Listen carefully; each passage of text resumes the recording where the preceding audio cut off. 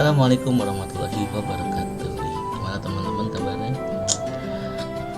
Aku baik-baik saja. Apaan sih nggak ada yang nanya? Ya, jadi singkat cerita, nggak singkat cerita. Hari-hari ini aku mau kembali ngerjain soal akuntansi. Nah, yang dimana soal ini aku dapatkan dari UAS kemarin. Jadi aku semester 3 kemarin lagi UAS dan ada soal akuntansi untuk ngerjain siklus akuntansi. Nah, aku mau videoin aja gitu ya kan, biar nanti siapa tahu ada teman yang butuh, ada teman-teman yang butuh bisa lihat ini gitu, untuk tutorial untuk belajar. Oke. Nah, yang hari ini akan aku kerjakan itu adalah ini. Kalau yang 1 dan 2 ini adalah materi apa, bukan materi apa, ya sifatnya teks lah gitu, yang ada hitung-hitungan. Jadi kalian bisa cari di Google gitu kan untuk pengertian dan arti-artinya. Yang aku kerjain itu adalah soal nomor 3 dan nomor 4. Kalau video ini panjang, aku akan bagi 2 videonya karena jujur ngerjain akuntansi itu tidak sesimpel yang kita kira. Oke. Nah, jadi yang dimana kita pecah dulu soalnya, kita bedah dulu soalnya. Soal nomor 3 ini adalah kita disuruh mengerjakan jurnal penyesuaian, terus neraca lajur setelah penyesuaian, lalu yang terakhir laporan keuangan setelah dia ada ditemukannya neraca lajur setelah penyesuaian, atau neraca lajur lah gitu ya. Nah, dengan ketentuan neraca saldonya itu sudah ada di sini dan transaksi-transaksi jurnal penyesuaian ada di sini gitu. Ini adalah periode selama 1 bulan dari tanggal 1 Januari sampai dengan tanggal 31 Januari gitu ya. Lihat dari mana? Ada di soal nomor 3. Jadi ini terhitung mulai bulan Januari. Berarti kita hitung mulai tanggal 1 Januari sampai dengan tanggal 31 Januari. Gitu. Kalau soal nomor 4 kita ini, wah ini cukup panjang dan cukup rumit karena kita benar-benar mengerjakan siklus akuntansi menggunakan jurnal khusus. Itu jurnal penjualan, jurnal pembelian, jurnal pengeluaran kas, jurnal penerimaan kas, lalu yang terakhir jurnal umum. Nah, dengan ketentuan ini transaksi selama 1 bulan juga di bulan April. Kita bisa lihat di sini selama bulan April transaksinya cukup beragam, ada berapa transaksi? 1, 2, 3, 4, 5, 6, 7, 8, 9, 10, 11, 12, 13, 14, 15, 16, 17, 17 transaksi, banyak banget. Nah, ini adalah neraca saldo sebelum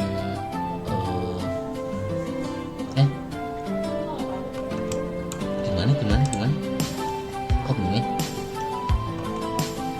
Buatlah transaksi ini selama bulan April dengan menggunakan jurnal umum, lalu posting terus neraca saldo periode sebelumnya. Ini menurut aku nih ya, soalnya harus salah, bukan periode 30 April karena transaksi yang dilakukan itu bulan April. Ini kalau mau ditunjukkan sebagai neraca saldo sebelum ada transaksi harusnya tanggal 1 April lah minimal. Jadi setelah tanggal 1 April ini adalah neraca saldo sebelumnya, dimasukkan transaksi, nanti ditemukan neraca saldo setelahnya, gitu maksudnya.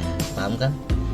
Yang kita harus buat adalah jurnal khususnya, jurnal penjualan, jurnal pembelian, jurnal pengeluaran kas, jurnal penerimaan kas, jurnal umum, lalu posting ke dalam buku besar. Oke, jadi sebenarnya kalau kita lihat soalnya, ini harusnya kelas soalnya kebalik ya. Jadi kelas nomor 4 ini malah disuruh bikin jurnal sampai buku besar.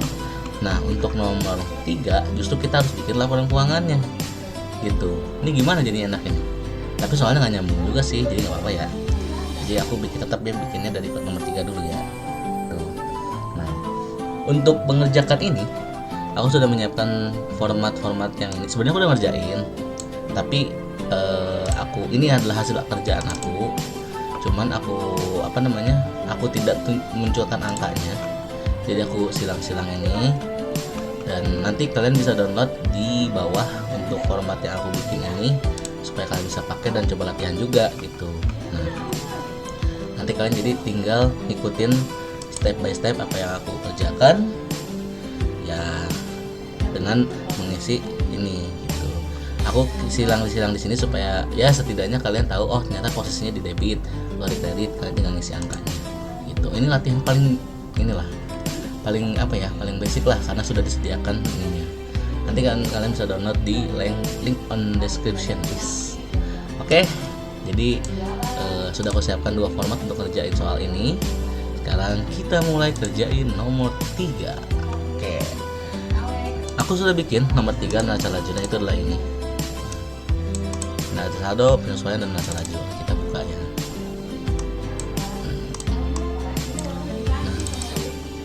Yang harus kita lakukan pertama adalah memasukkan angka-angka di neraca saldo sebelum penyesuaian. Itu kita cek di soalnya, neraca saldo sebelum penyesuaian adalah ini. Jadi sorry, aku akan pindahkan ini dulu ke layar sebelah supaya aku bisa ngadanya dengan mudah, supaya bisa bisa di copy lah gitu. Oke, jadi nanti kalian bisa sambil ngerjain di sini lah. Aku isi dulu kasnya itu adalah 22.041.630.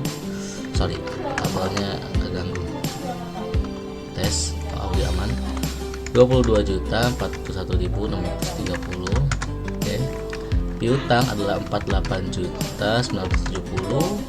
Perlengkapan 982.130. Sewa dibayar muka 4.249.590. Peralatan 2.239.280. Nah, utang ada di angka berapa nih, nggak kelihatan.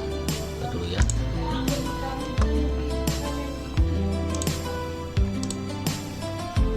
$817.130. Modal ada 28 juta. Terus pendapatan 4.154.120. Lalu yang terakhir adalah beban listrik dan air. Kamera aku ngalangin gak sih? Sorry nih ya. Gimana lah dulu video foto. Supaya nggak ngalangin videonya aku taruh sini ya. Takutnya nanti kalau di situ kan ngalangin. Oke. Nice.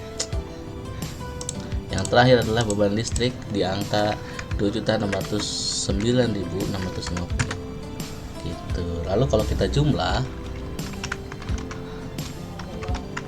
kalau kalian bang itu cara jumlahnya gitu masih ini amat ya apa lah menghabis sih komputer saya. Oke, total balance-nya ada di 32.971.250. Nah, sekarang kita akan langsung masuk ke jurnal penyesuaian. Jurnal penyesuaian yang pertama, nah, kalian lihat soalnya di sini. Ini bolak-balik dong, nggak apa-apa lah ya. Nah, kita pecah dulu soalnya. Sisa perlengkapan yang masih ada adalah 180.000. Oke. Nah, perlengkapan yang ada adalah 982.130. Berarti di tanggal 31 Januari sampai dengan April itu ada pengurangan perlengkapan sampai saldo akhirnya itu cuman 180.000. Tidak kegigit. Berarti kita harus kurangin dulu 982.000. Nah, mungkin ini hitungan gampang, tapi kalau aku menyarankan kalian yang sedang terjun ke dunia akuntansi, gunakanlah kalkulator, khususnya kalkulator tangan harusnya ya. Kenapa? Karena mungkin di awal-awal hitungannya masih mudah, masih hitungan puluhan ribu, masih ratusan ribu. Tapi kalau sudah menginjak ke jenjang yang lebih serius, itu biasanya kan ratusan juta. Jadi biasakan tangan pakai kalkulator. Aku pun itu pakai kalkulator di sini. Di keyboard aku, keyboardnya kayak kalkulator. Jadi kalau aku boleh saran, pakailah kalkulator. Bukan ingin memudahkan ini ya, tapi lebih akurat lah, karena hitungan akuntansi dengan matematika itu berbeda. Mungkin anak-anak SD, anak-anak SMP itu akan berpikiran, oh curang pakai kalkulator. Kalian belum tahu, akuntansi itu bukan sekedar angka. Oke, kita lanjut lagi ya, banyakan ngomong. Perlengkapan yang ada adalah 982.130 dikurangin sisa akhirnya harus 180.000. Nah, berarti kita masukkan input di penyesuaian 802.130 adalah penyusutan perlengkapannya. Sekarang kita masukkan angkanya ke dalam Excel-nya. Nih, aku sudah buatkan, jadi teman-teman tinggal input aja angkanya.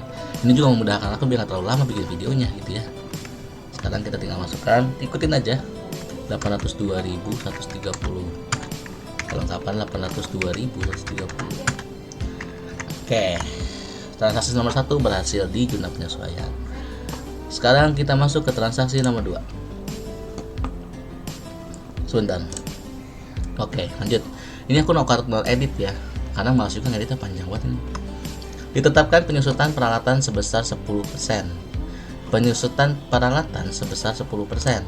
Sedangkan peralatan yang sekarang ada adalah 2.239.280. Gitu. Mudahnya berarti dikurangin 0 1, ya kan? Berarti angkanya itu adalah nggak kelihatan ya, kalkulatornya kecil banget ya. 2.239.280 dikali 0,1. Sorry, 0,1.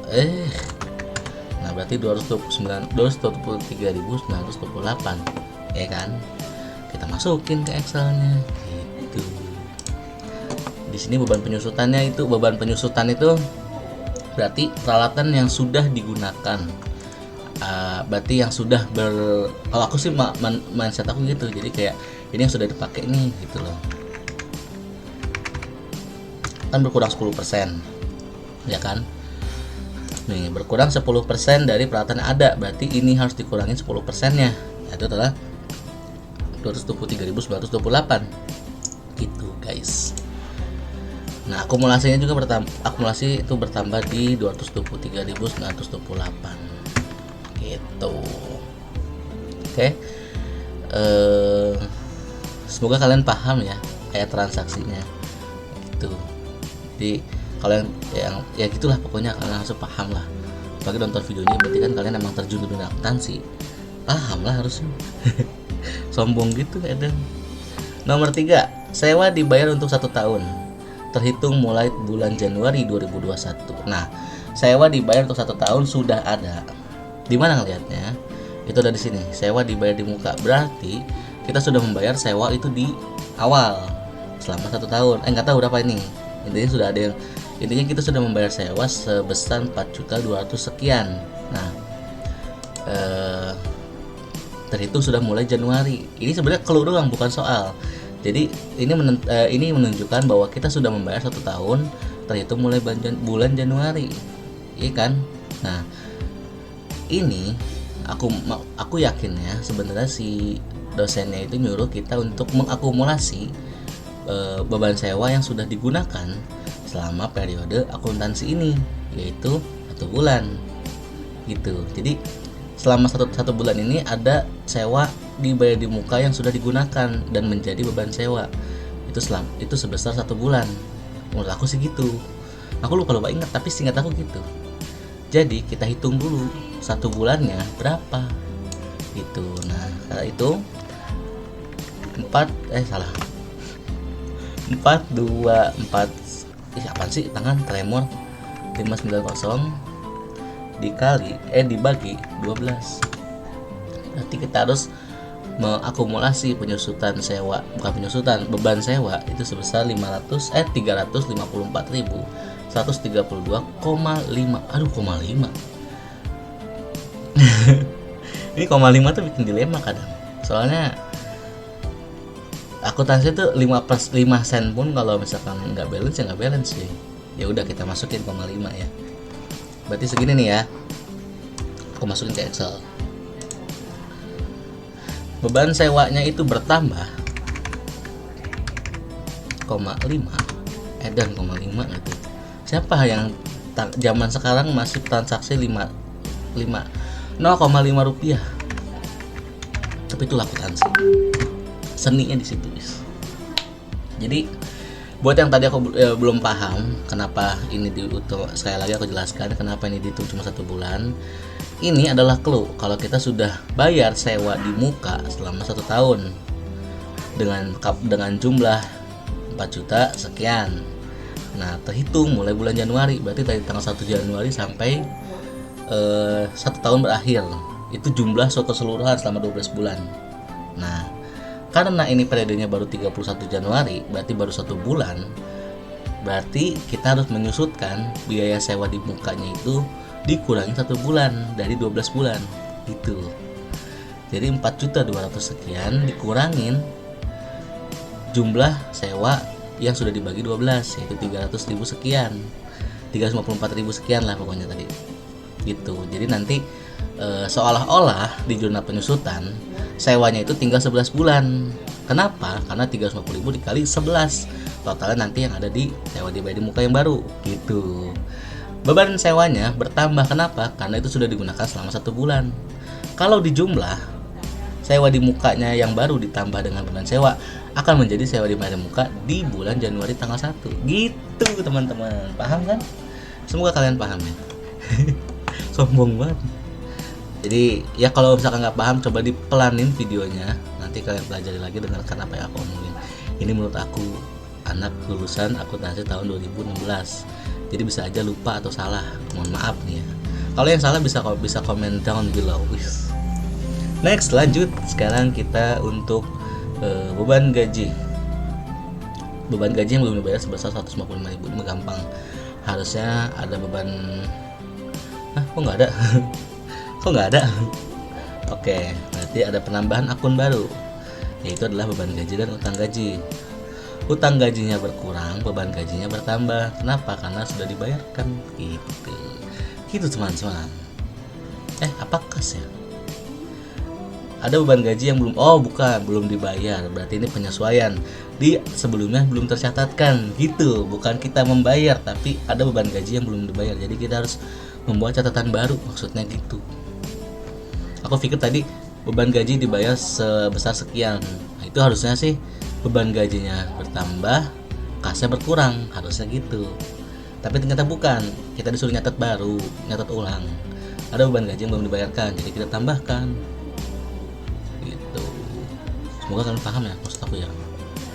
Berarti 155.000.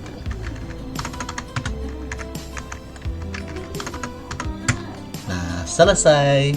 Ini adalah jurnal transaksi. Kelihatan. Ini bukan ya? Bukan, ini dari dosennya.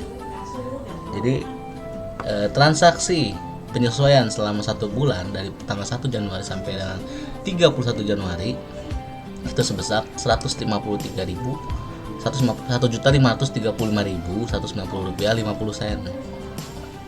Sekarang langkah selanjutnya, kalau sudah melihat neraca saldo sebelumnya, jurnal penyesuaian, masukin neraca saldo lajurnya. Gitu teman-teman. Ini pun sudah aku silang-silangin untuk mempermudah teman-teman semua kalau mau ikutin juga. Kalau aku, cara mudahnya tinggal gini. Neraca saldo ini berarti kan dari sini sebenarnya. Jurnal penyesuaian berarti kan dari sini. Kita tinggal sama dengan pakai rumus Excel aja. Ini ke sini. Gitu teman-teman. Ini ke sini. Gitu. Teman-teman. Terus teman-teman. Ini teman saya. Udah sombong banget. Ya kalian teman digital. Aset. Canda jangan baper. Utang. Nah, ini sudah silang-silang jadi kalian mudah ngisinya. Aku juga jadi nggak perlu mikir lagi. Karena kalau kita udah ngerjain nih perusahaan, tapi karena saking banyak transaksi jadi lupa gitu lah. Oke. Sekarang jurnal penyesuaiannya. Gitu kan tadi. Nah, kalau menjadi jurnal penyesuaian, kita harus masukin sama seperti neraca lajur ya, kita masukin ke akun-akun yang sudah ada penyesuaiannya aja. Kalau yang nggak ada ya lewatin gitu kan. Nah, ini perlengkapan ternyata mengalami ini kalian sebenarnya tinggal gini loh. Kalau kalian nggak ada silang-silangan ya, kalian tuh harus menyocokin beban perlengkapan di posisi debit, masukin beban perlengkapan gitu loh. Harus gitu harusnya. Oke, paham ya? Perlengkapan. Jadi kalau kalian sewa ini karena sudah ada silang-silangnya, kalian gampang ya. Jadi itulah pokoknya beban perlengkapan, beban penyusutan peralatan, akumulasi penyusutan peralatan, beban sewa, beban gaji, utang gaji. Nah, selesai. Yang di bawah ini adalah akun-akun baru yang aku tambahkan tadi di jurnal penyesuaian. Jadi kalau ikutin neraca saldo sebelumnya itu tidak ada ya. Nah, sekali lagi aku ulangin, ini kalian kerjakan dengan mudah karena sudah ada silang-silangnya. Kalau nggak ada silang-silangnya, kalian harus mendikte dari awal sampai akhir. Beban perlengkapan bertambah di posisi debit, masukin. Beban perlengkapan mana, masukin. Terus selanjutnya perlengkapan posisi kredit, terus perlengkapan posisi kredit gitu loh. Nanti kan harus ngedikte dari awal transaksinya supaya bisa masuk dengan rapi.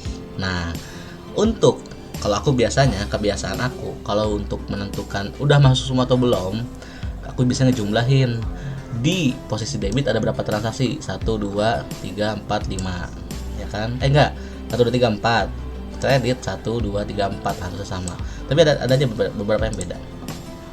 Nah, totalnya di debit ada 4, kredit ada 4 gitu. Jadi kalau sudah begini sudah simple gitu. Nah, sudah simple, sudah yakin benar gitu. Oke, semoga kalian paham ya Bang ngomongin. Sekarang kita masuk ke neraca saldo setelah disesuaikan. Kalau untuk ngerjainnya ini, kalian harus mengakumulasi saldo dan neraca saldo dengan jumlah penyesuaiannya. Mengakumulasi itu maksudnya apa? Bisa aja ditambah, bisa aja dikurang. Oke, tergantung kondisi.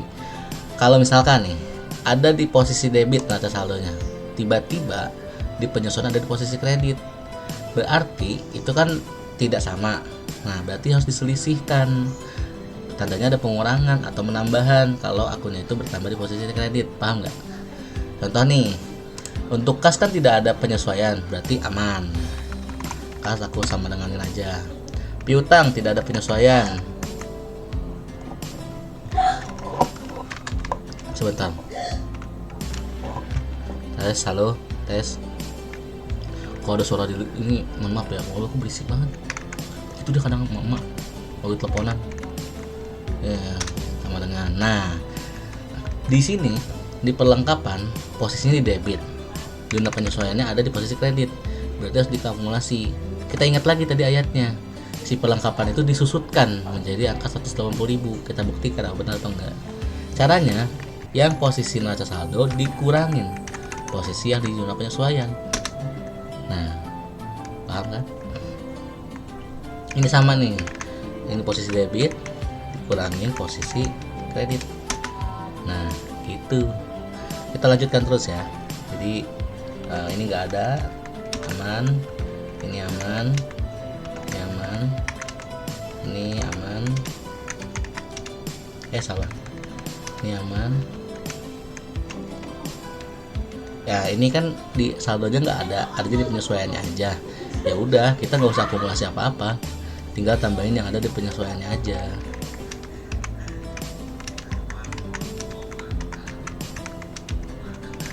Gitu. Selesai. Jadi ini adalah neraca saldo yang terbaru.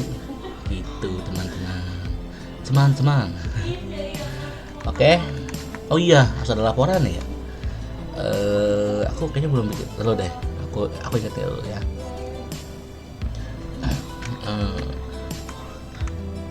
Laporan belum bikin ya. Ya udah lupa. Jadi abis ini nanti setelah aku bikin laba rugi dan neracanya yang di sini, kalian tinggal aku akan pause dulu untuk bikin format laporannya. Sebenarnya udah ada, cuman belum copy, lupa karena dipisahkan filenya. Nah, nanti aku balik lagi, oke? Kita lanjut dulu. Nah, sekarang setelah neraca saldo disesuaikan, untuk menentukan posisi antara di laba rugi atau di neraca, kita harus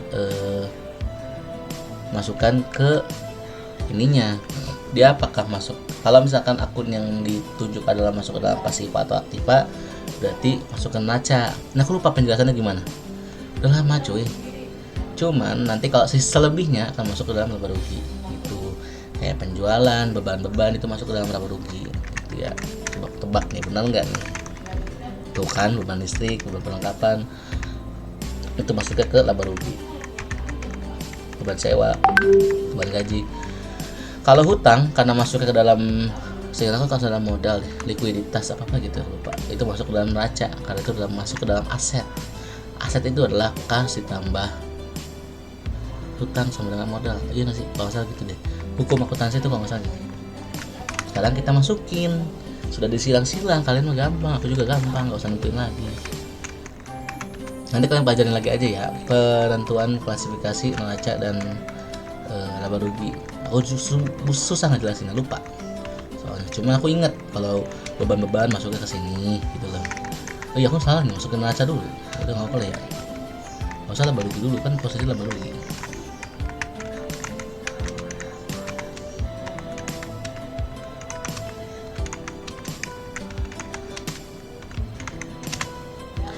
Selesai gitu. Ini mudah karena kalian tidak berpikir dulu. Aku juga ngerjainnya tidak berpikir karena sudah disesuaikan, sudah dibuat akunnya.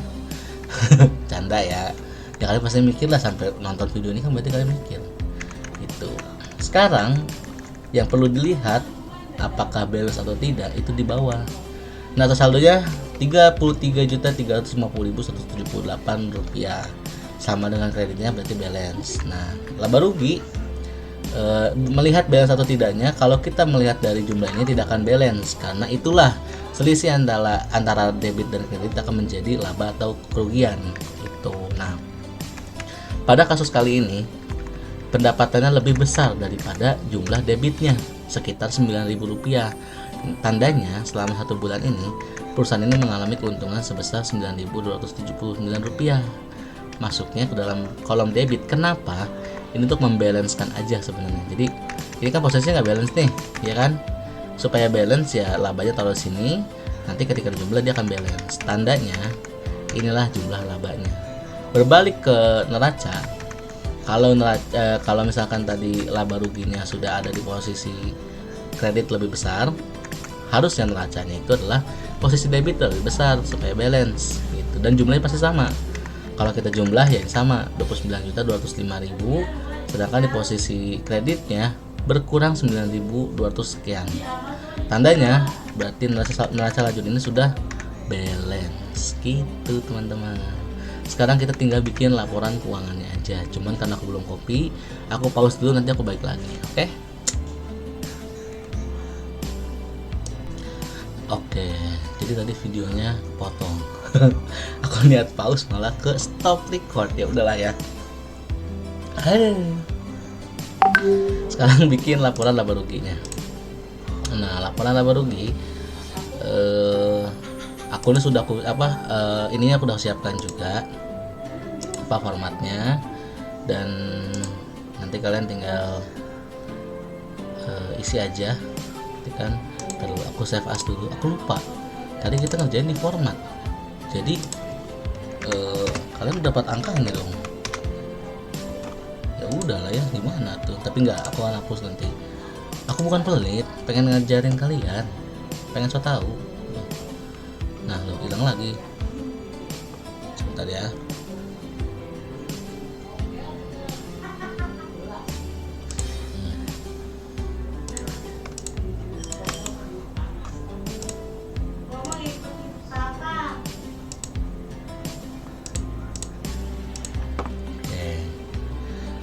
Aku tutup dulu karena itu nanti buat kalian. Nah, sekarang kita masuk ke laporannya. Laporan sebenarnya gampang, tinggal mindahin yang ada di neraca lajur khususnya di dua tabel ini ke dalam sini, beres. Yang masuk ke dalam akun-akun di sini adalah yang ketuang di sini. Aku tinggal pindahin sama dengan pendapatan.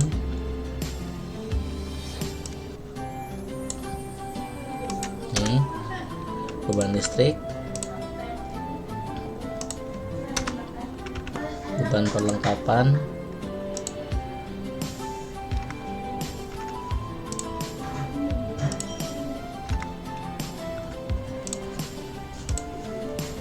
itu laporan ini salah, beban sewa harusnya. Berarti aku udah ngumpulin ke dosen, salah dong. Ya udahlah. Beban sewa ada di sini. Ya apa sih? Akumulasi.